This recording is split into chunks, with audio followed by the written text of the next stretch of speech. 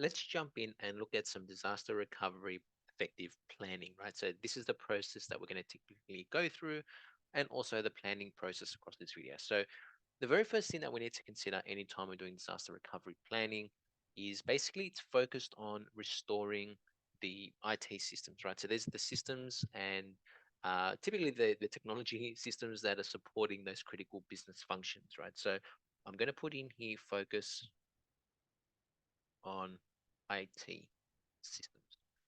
That's our very step number one. Now, just disregard this middle section just for now because as I was sort of beginning to prepare for this sort of video, I figured out I'm gonna write these out because it was just gonna take too long for me to start drawing these out and explaining them. So I didn't want to sit here while we're sort of explaining it and writing it. I thought let me just pre-write it out and then we'll touch base once we sort of explain what they are to the right of the screen just here in just a moment. So the very first part, anytime we do DR planning, again focusing on restoring those IT systems. So that's paramount. It's our IT systems, it's our services, and then business continuity is all about the business as a whole. So we're talking about two sort of different areas, but they're kind of sort of interlinked, right? So the business itself is more concerned about the different types of events, maybe natural disaster or other, loss of suppliers, maybe it could be personnel, personnel issues that are affecting the business. Could be pandemics, right? It could be a pandemic like COVID-19 that we had to go away and then redefine on how we're going to now support our disaster recovery strategies and planning and documentation and policy creation and all that sort of stuff. So there's things like that where events like that have caused us to now go away and redefine on how we continue to keep the business up and running without disruption. So the very first thing again, sort of DR, IT systems, servers, workstations, network devices, applications residing in our environment and infrastructure, everything IT related, power and cooling, and everything else to do with IT. So just take that in mind as we're sort of going through this sort of pyramid process.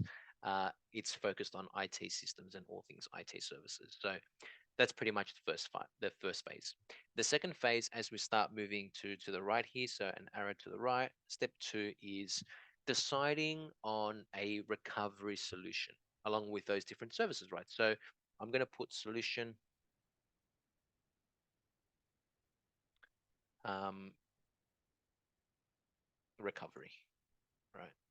So it's defining our recovery solution essentially. So what is our recovery solution for power?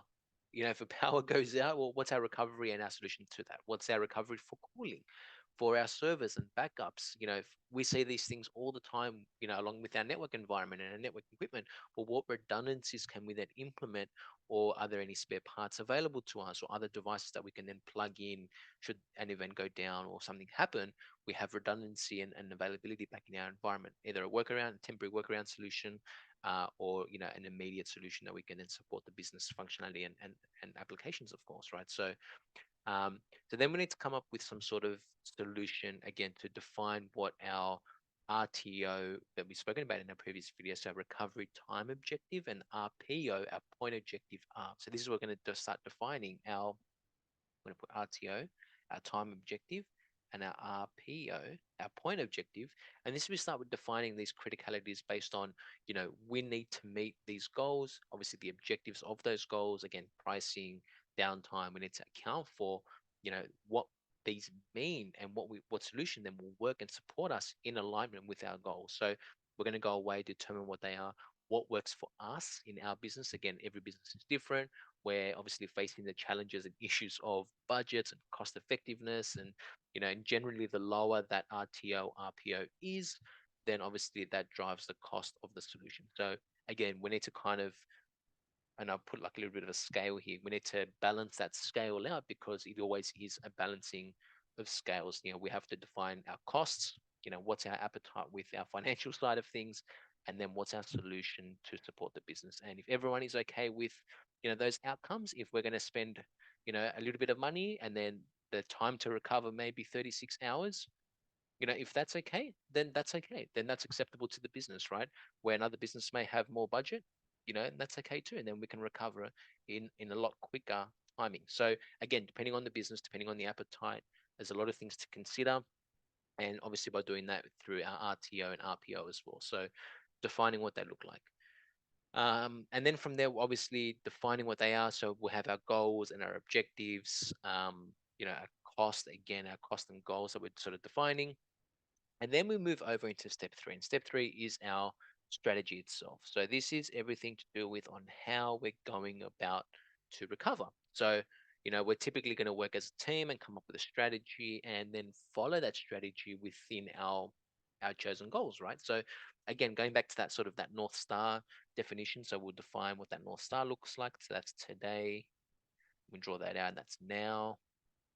And what is, again, color coding this out. So I'm just going to not spend too much time on this, but, just give you a bit of an example. And this is an example of ways that we can sort of work this out with some customers and how we sort of whiteboard these sessions out. That would be a green, which highlights go, which is great. We want all greens. The green is great. So green is ideal. So this is our North Star. What's the ideal scenario? What's seemed as good or acceptable? Could that be a solution? And then what's worst case? Right? So if things don't go as planned, then what does that look like? And you start defining these things.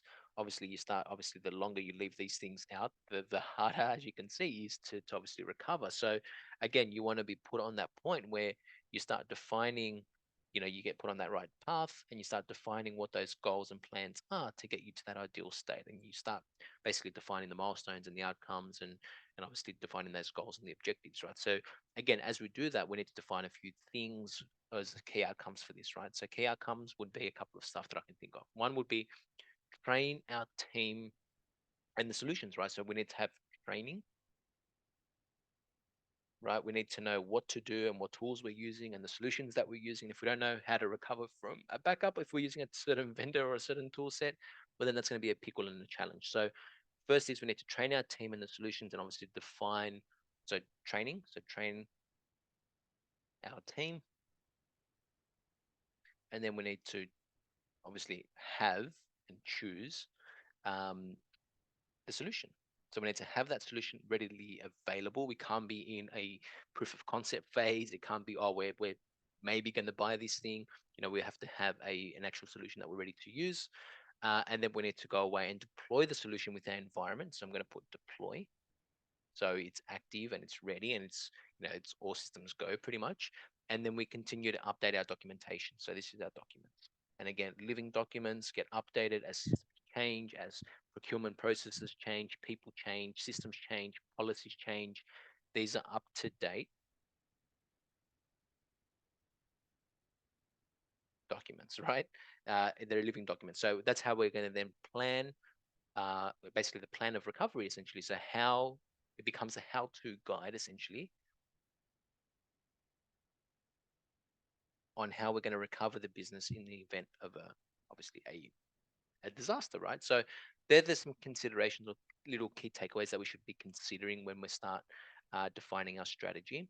And then to help us along the way, there's obviously things and solutions out there that we can start looking at. So let's go up here now and we'll start defining some, site locations, because then we need to consider, do we need to use remote sites as a recovery option? And if we do, well, instead of doing this everything on site in our physical location or physical premise of our business, well, then what happens if the same business then is affected by the same issue, right? So challenges are where we may have to have or use remote solutions and obviously help us get things up and running a lot quicker. So again, we want to avoid any physical issues with that site where if that location is a specific location. So if I'm in Sydney right now and I've got a building here in Sydney and then my remote office is in Sydney, in the same location where I'm putting my remote site, and my remote site is then affected by the same outage, well, then that's going to be a problem, right? So we want to make sure that either the solution is as far as away as maybe the main office, or maybe in another geographical location or another city of that sort. But it makes it easier then to sort of support the business and obviously recover fast. It's all about recovery and speed of recovery. So let's define some terms that you may hear with our DR planning phases, and we'll cover these off. So I've just written these here. We're going to cover them over here in just a second, um, and we'll put some descriptions to the names. So a hot site. So this is something that you've either heard of, you may have heard of. This is typically, in my opinion, probably the most expensive and it's obviously for a very valid reason, right? It's a quicker response time. So I'm going to say quickest because it usually is the quickest to recover our systems, right? It's usually maybe within a 0 to 24 hour period, just for a numbering sort of convention there, and it's quite expensive. So the reason why it's so expensive, well, it typically is a space or a location like a data center, and then we're basically duplicating our equipment. So we're going to have the same thing in our hot site as we're going to have in our production. So we're going to have the exact same replication of our servers, our infrastructure, maybe network routing equipment, things like that. So it's going to be an exact replica of our headquarters. So I'm going to put headquarters, HQ is going to be the replication of that, and we're going to have the exact same thing here as we are going to have um, in our actual production environment, right? So a remote hot office is typically an up-to-date data and workspace for those IT people. They can go to physically connect in, and then they can access the hot site and then work from there. So that is usually the best option. Again, it's typically the most expensive. So, we'll have to factor in obviously costing. I'm going to put a red here because that is more expensive. So I'm going to go with a costing sort of method, and the reason why I'm using the red because again it's more expensive. So I'm just going to change this to expensive so we understand why I'm doing that as red. Okay, now a warm site. So warm site from there on is a typical recovery. So our hot site is probably the quickest, right? So 0 to 24 hours. Our warm site is 24 hours to potentially up to 7 days. It's a little bit longer. And the reason for that is, well, this is kind of typically a rack or a space that's got a rack and some equipment there, but they're not full duplicates or exact duplicates of our environment, right? We may have some networking, we may have an internet connection, but we're going to have to restore from backups, and that sometimes can take time, right? So if we've got some servers, we have to go there, set everything up, set up the networks, perform our backups, test it there, make sure that they work, and obviously that can take a little bit of time. So the warm site again is a little bit less expensive. So um, I'm going to color code this one a bit yellow because it's not as expensive as our hot site, but the restoration time is a little bit longer. So due to those backups as well. So I'm going to put in here maybe a $2 sign. So it's a little bit more expensive, a little bit less expensive, a little bit longer. Again, we have to find that sort of that sweet spot in the appetite of the business as well. So let's move on into the cold site as I was sort of covering this off. And this is typically the recovery time could be anywhere between, typically over 7 days. Now, if we're okay with more than 7 days, and I can tell you from experience, 7 days of recovery is a long, long time. Again, we have to define our budgets and all that sort of stuff. But the cold site is basically a space with an empty rack. So it's an empty, it's a space. We've got some networking that's available there, but we're going to have to get our equipment, set it up, take it offsite, do the backups. So, take our offsite backups essentially and retrieve that information from there or wherever we're going to be, and then we're going to have to begin that restoration process. So it's obviously a bit of a time and process, site location, and all that sort of stuff. So this one is typically the cheapest. So I'm going to put a $1 sign there. I'm going to light this up with a green because some people will go, "Well, it's cheap." But 7 days, my friend, 7 days, we don't want to be out for 7 days. And some businesses are okay with that. And again, others are very not okay with that either. So again, finding that sweet spot. So moving on to the mobile site. Now, mobile sites, I really haven't seen a mobile site for a little while now, but these are sort of starting to phase out. Similar, I guess, to like the reciprocal that's been around for a little while, where you sort of share hardware with with other companies and stuff like that. They're sort of phasing out. They're not really as popular right now, but they have been around for a little while. So these are generally, I'll put some numbers here. So this is more than I'd say typical recovery is probably 2 to 7 days. So it's, a remote solution sort of shows up. It's kind of that mid to high cost solution. It's obviously depending on, what we're going to pay. Obviously, there's some versions of economy where they've got, economy sort of stuff, and I'll sort of walk you through that in a second. And then you've got like a higher tier or like a VIP sort of solution, and you sort of work out, the economy version, maybe like a trailer, a remote site comes up, they show up with power and internet, and then the sort of the deluxe version or the VIP version will then have power and networking and internet servers and services and storage and anything else that we need to become, kind of becomes a little bit more like a hot site. So that's where I kind of go. It's sort of that variance of that 2 to 7 days, and then sort of that pricing could start probably from that double point to maybe that 3 points. So it becomes similar to your hot site, where it becomes fully equipped with all the services and storage and stuff like that. So um, that could be another solution as well, right? So um, it becomes a little bit more like that hot site minus again that replication component. So it's not replicating the data. We're going to have to then restore as well from our backups, or get a copy of our offsite backups and begin our restoration process from there. So that's what's going to take the time. So that's another sort of solution. So I'm going to tag this one probably as another yellow because it's similar to our warm site. And then finally is our cloud solution. And this has obviously gained a lot more popularity in recent times where, typically we're restoring between 0 and 7 days. It's obviously a lot quicker. And the good thing about this one is it's very low cost, right? Where we're utilizing a pay as you go model. If you're familiar with cloud services, obviously we'll spin up those services. So if we set up our networking in the cloud and routers and switches and firewalls and servers and infrastructure as a service and stuff like that, and then we start, just put them up there and leave everything off, well, we're not paying for it, right? So should an event occur, then we're obviously going to pay for it. So utilizing that pay as you go model is really, really a great appetite with a lot of businesses because it's not an expense right now. We're only going to utilize it once we're going to need it and it becomes a requirement. So the cost remains quite minimal until we obviously turn it on. And then once we turn it on, then the billing kicks in. And then we pay basically for the resources or more of the resources, once we use them. And then obviously once we no longer run it, we turn everything off and then obviously brings it back down. So vice versa. So it's got that sort of that ticky tack sort of back and forth there. And that kind of appeals to a lot of organizations today. So it's much more favorable. And then again, we have something in the cloud where we are replicating our data, so we can obviously ship our backups into the environment and then restore from those backups. So again, that's what could be that 0 to 7 days, depending on how long we're going to replicate or get a copy of our data into the environment. So again, as we sort of define what solution is best for you and for the organization, again, there's a couple of considerations that we're going to have to factor in. So I'm going to tag this one as a green as well because it is based on costing and solutions and stuff like that, and it becomes a lot more favorable right now because it's I can put everything in the cloud and not pay for anything right now until we sort of obviously you'll pay for it if you're testing things out and stuff like that, but it becomes more favorable in the event of an event when we're not paying for physical locations and stuff like that. We can just put everything up in the cloud and then just switch it on if an event occurs. It will declare an event, and then we can see how things go from there. So they're sort of 5 common remote sites that you may hear some terms associated with remote sites. So then you'll go away, you'll pick up your remote site. So let's say that we pick a cloud solution. That's great. We're going to put everything into the cloud, put our backups in there as well, or we're going to restore from them, making sure that we've got the right geolocations all set up as well.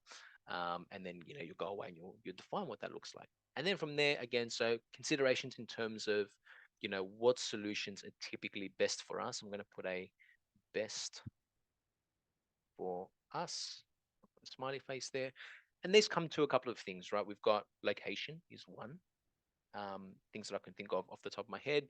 You got to make sure that the site is in a location where it's not going to be affected by the same event, right? So if there's a power outage here in Sydney, so I'm in Barangaroo, if there's anything that goes on in Barangaroo for whatever reason and the whole district is shut down, then that becomes problematic, right? I don't want to have the same DR environment in Barangaroo. I may have it in maybe in another city, maybe in Newcastle or something like that, or if it's a bit further out, or maybe something in just maybe in another suburb, for example, if we can afford to have a couple of remote sites and stuff like that. So depending again on the appetite, geolocation is an important factor as well. So if anything again is affecting that local city, again, if we've got a water issue or tidal issue or something like that, then it could affect multiple parts of the city.